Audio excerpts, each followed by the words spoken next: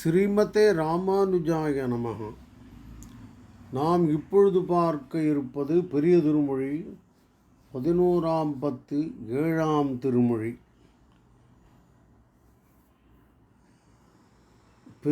எம்பெருமான் விஷயத்தில் ஈடுபடாத உதவாத அவயவங்கள் பயனற்றன என்கிறார் திருமங்கை ஆழ்வார். வித்தியாசமான பதியம் பாருங்க, சுலபமாக இருக்கும்.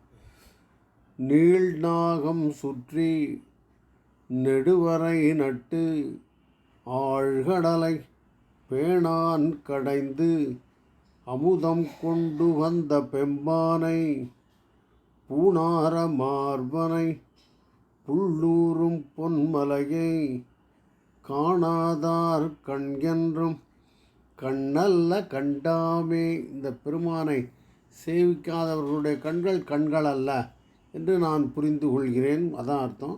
மேலே சொல்கிறார், அமிர்தமதானம் செய்ததை சொல்லுகிறார். அந்த கேணான் கடைந்து அப்படின்னா அந்த கடல் என்ன கஷ்டப்படும் அப்படிங்கிறத கருத்தில் கொள்ளாமல் கடைந்தான். இதான் அர்த்தமாகுது. பூணார மார்பனை ஆபரணங்கள் அணிந்த திருமார்பு உடையவனை புள்ளூரும் கருடனை வாகனமாக கொண்ட அந்த பொன்மலையைன்னு சொல்கிறார். படிக்கலான்னு நினைக்கிறேன்.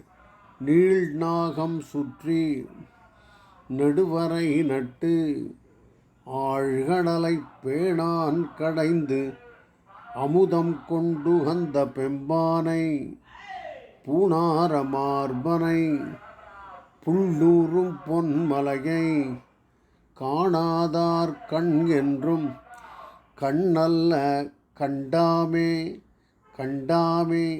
அடுத்து நீள்வான் குரல் உருவாய் நின்று இறந்து மாவலிமண் தாளால் அளவிட்ட தக்கணைக்கு மிக்கானை தோளாத மாமணியை தொண்டர்க்கு இனி யாரை கேளாச் செவிகள் செவியல்ல கேட்டாமே.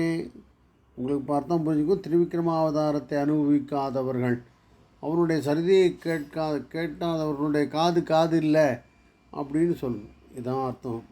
இங்கேருந்து எப்படி படிப்போம்? குரல் உருவாய்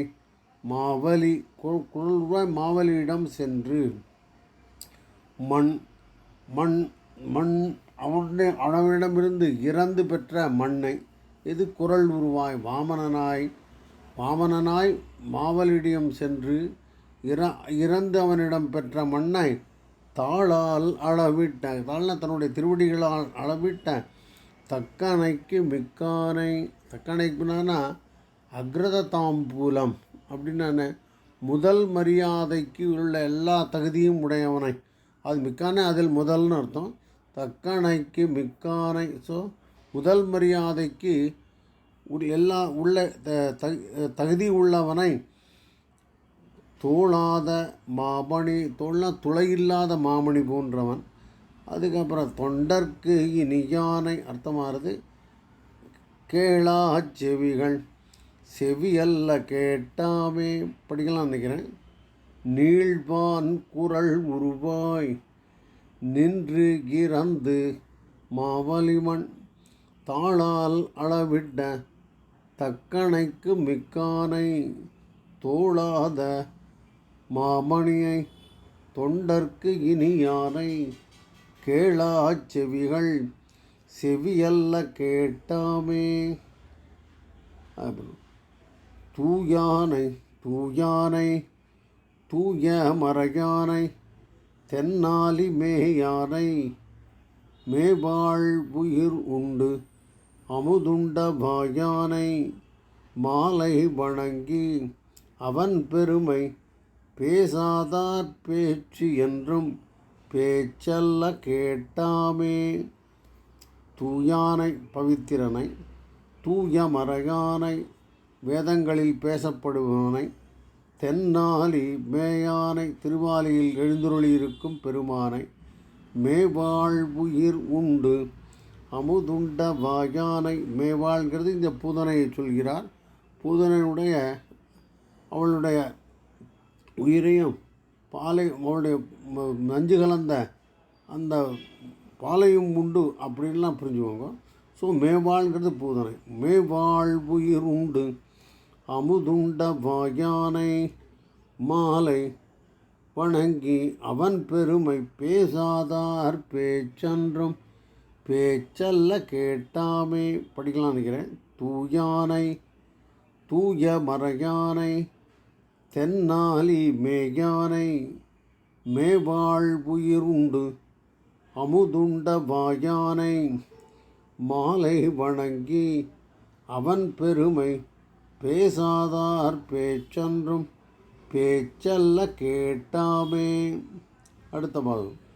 கூடா இரணியனை கூர் உயிரால் மார்விடந்த ஊடா அடல் நரியை உம்பரார் கூமானை தோடு ஆர்நருந்துழாய் மார்பனை ஆர்வத்தால் பாடாதார் பாட்டு என்றும் பாட்டல்ல கேட்டாவே. கூடா இரணியனை எதிரியாகிருந்த இரணியனை கூறுகிறால் மார்விடந்த கூர்மையான தன்னுடைய நகத்தால் அவன் மார்பை பிளந்த ஊடா அடல் நரியை அடல் ரொம்ப வலிமை மிக்க நரசிம்மனை அப்புறம் உம்பரார் கோமானை தேவர்களுடைய தேவாதி தேவனை தோடார் நருந்துழாய் மார்பனை இதழ்கள் உள்ள பூக்கள்னு புரிஞ்சுக்கலாம். இல்லை மது இருக்கிற தேன் இருக்கிற துழாய் அந்த மாலை அணிந்த மார்பனை ஆர்வத்தால் பிரியத்தோடு பாடாதார் பாட்டு என்றும் பாட்டல்ல கேட்டாமே. படிக்கலாம் நினைக்கிறேன்.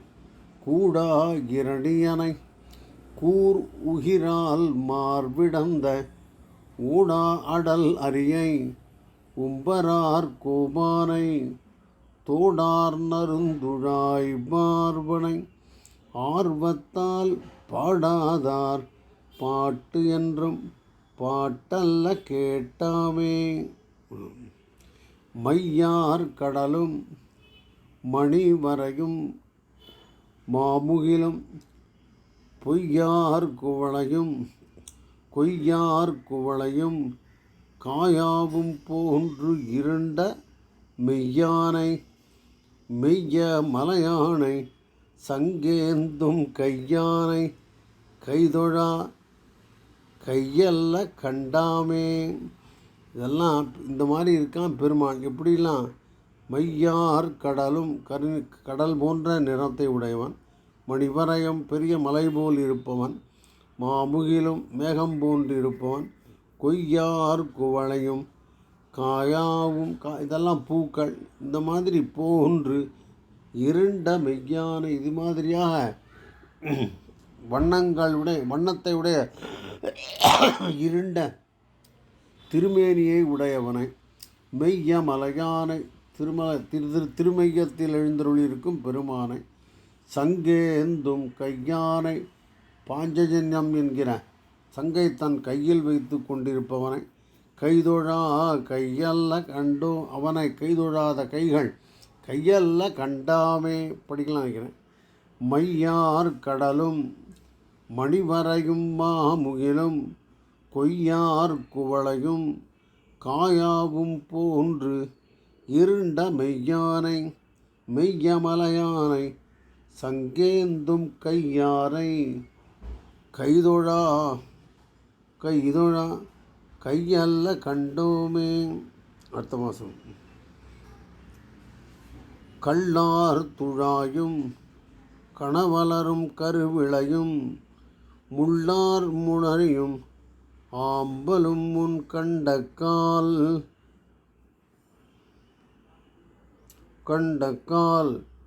புள்ளேயார் ஏனமாய் புக்கிடந்தான் பொன்னடிக்கு என்று உள்ளாதார் உள்ளத்தை உள்ளமாக கொள்ளாமே. பெருமானுடைய திருவடிகளில் இந்த பூக்களை எல்லாம் சேர்க்க வேண்டும் என்று எண்ணாதவர்களுடைய உள்ளமல்ல அப்படின்னு சொல்கிறார். இதெல்லாம் பாருங்க.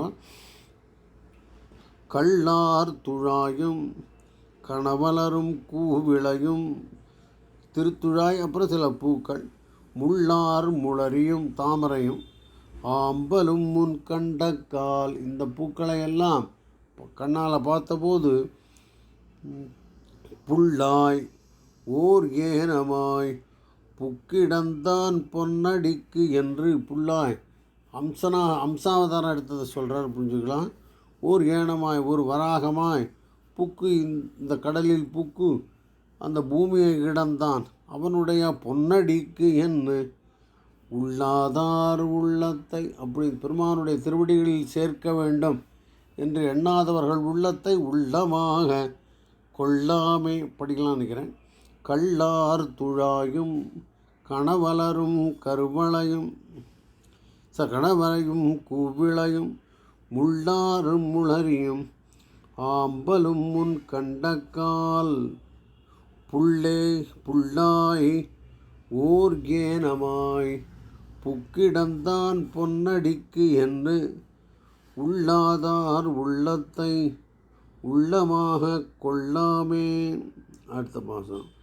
கனையார் கடலும் கருவிளையும் காயாவும் அணையானை அன்பினால் ஆர்வத்தால் என்றும் சுனையார் மலையிட்டு தொண்டராய் நின்று நினையாதார் நெஞ்சமென்றும் நெஞ்சல்ல கண்டாவே.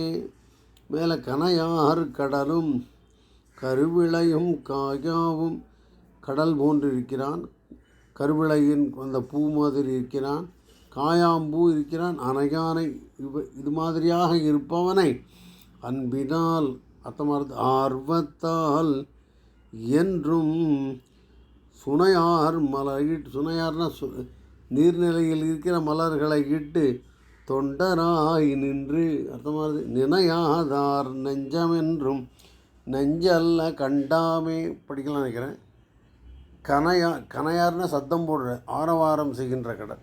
கனையார் கடலும் கருவிளையும் காயாவும் அணையானை அது போன்றவனை அன்பினால் ஆர்வத்தால் என்றும் சுனையார் மலரிட்டு தொண்டராய் நின்று நினையாதார் நெஞ்சம் என்றும் நெஞ்சல்ல கண்டாமே.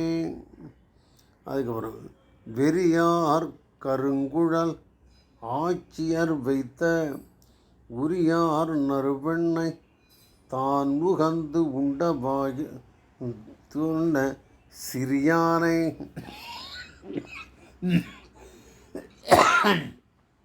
செங்கண்ணடியானை சிந்தித்து அறியாதார் என்றும் அறியாதார் கண்டாமே. வெறியார் கருங்கூந்தல் அப்படின்னா வாசனை உடைய கூந்தலை உடைய ஆட்சியர் வைத்த அர்த்தமானது உரியார் நறுவெண்ணை தான் உகந்து உண்ட உரியார் வெண்ணை திருடி உண்டன்னு கூட அர்த்தம் பண்ணிக்கும். சிறியானை அந்த சின்ன பாலகிருஷ்ணனை. அதுக்கப்புறம் செங்கண் நெடியானை சிவந்த கண்களுடைய நீண்ட பெருமானை, நெடியானை திருவேங்கடமுடையானை கூட புரிஞ்சுக்கலாம் நீங்கள். சிந்தித்து அறியாதார் என்றும் அவனை சிந்தனை செய்து அவனை தெரிந்து கொள்ள ஆசைப்படாதவர்களுடைய அவர்கள் எப்பொழுதுமே அறியாதார் கண்டாமே படிக்கலாம் நினைக்கிறேன். வெறியார் கருங்கூந்தல் ஆட்சியர் வைத்த உரியார் நறுவெண்ணை தான் நுகர்ந்து உண்ட சிறியானை செங்கண் நெடியானை சிந்தித்து அறியாதார் என்றும் அறியாதார் கண்டாமே. தேனோடு வண்டலும் தேனோடு வண்டு ஆளும் திருமாலிரும் சோலை தானிடமாக கொண்டான் தடமலர் கண்டிக்காய் ஆண் விடையேறும் அன்று அண்டு அடத்து அடத்தார்க்கு ஆளானார் அல்லாதார் மானிடவர் அல்லர் என்று என்பனத்தே வைத்தேனே. ரொம்ப பிரமமாக இருக்கார் பாருங்க. தேனோடு வண்டாலும் வண்டுகள் ஆளுகின்றன, தேனறிந்து வண்டுகள் எல்லாம் சந்தோஷமாக இருக்கிற திருமாலிரும் சோலை தானிடமாக கொண்டான், தன்னுடைய இடமாக கொண்ட பெருமான். அதுக்கப்புறம் தடமலர் கண்ணிக்காய், மலர்கண்ணி, தடமலர்னா பெரிய கண்களை உடைய, கண்ணிக்காய்னா நப்பின்னைக்காக ஆண்விடை ஏழு இன எருதுகளை அப்படின்னு புரிஞ்சுக்கணும். அன்று அடர்த்தார்க்கு, அன்று அடர்த்த, அன்று அந்த எருதுகளை அடர்த்த அந்த கண்ணபிரானுக்கு தார்க்கு ஆளானார் அல்லாத, அந்த பெருமானுக்கு ஆட்படாதவர்களாக இருப்பவர்கள் மானிடவரல்ல, அவர் மனுஷாலே இல்லை என்று என் மனத்தே வைத்தேனே. படிக்கலாம்னு நினைக்கிறேன். தேனோடு வண்டு ஆளும் திருமாலிரும் சோலை தானிடமாக கொண்டான் தடமலர் கன்னிக்காய், கண்ணின்னு போட்டிருக்கு, தடமலர் கன்னிக்காய்ன்னு இருக்குன்னு நினைக்கிறேன். அப்புறம் ஆண் விடை ஏழ் அன்று அடர்த்தார்க்கு ஆளானார் அல்லாதார் மானிடவர் அல்லர் என்று என் மனத்தே வைத்தேனே. அடுத்த பாசனம். மெய் நின்ற பாவம் அகல திருமாலை கை நின்ற ஆழியான் சூழும் கடல் சூடி கை நின்ற வேர்க்கை கலியன் ஒலிமாலை ஐயொன்றும் ஐந்தும் இவை பாடி ஆடுமினே. சரி. மெய் நின்ற பாவமகல, நம்முடைய பாவமெல்லாம் போவதற்காக திருமாலை கை நின்ற ஆழியான், சக்கராயுதத்தை கையில் வைத்திருப்பவன், சூழும் கடல் சூடி, அவனுடைய திருவடிகளை சூடி, பெருமானுடைய திருவடியின் மேலன்னு புரிஞ்சுக்கலாம்.